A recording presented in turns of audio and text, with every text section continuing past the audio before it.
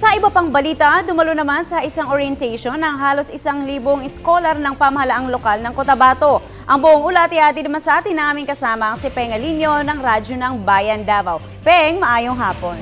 Maayong hapon, Princess. Mismo si North Cotabato Governor Emily Lou Mendoza ang nanguna sa reorientation ng 70 at 15 mga scholars o 715 na mga scholars na nalagyan o naglalayong ipabatid muli sa mga kabataan ang kanilang mga dapat gawin sa ilalim ng scholarship program. Sinabi ni Governor Mendoza na kailangan ipagpatuloy ng mga Provincial Scholarship Program o PSP scholars ang kanilang pag-aaral at gawin ang lahat na makakaya upang matapos ang kanilang pinasukang kurso.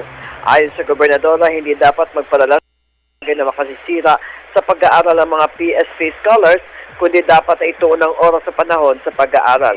Tugon naman ng mga scholars, hindi nila sasayangin ang magandang pagkakataon upang makapagtapos sa pag-aaral sa kolehiyo. Ayon naman kay Norito Mazo, Community Affairs Officer 3 at Coordinator ng PSP, na umaabot na sa higit 1,000 na kasalukuyang bilang ng mga PSP scholars kung saan 229 sa mga ito ay magtatapos na sa susunod na taon o sa 2015.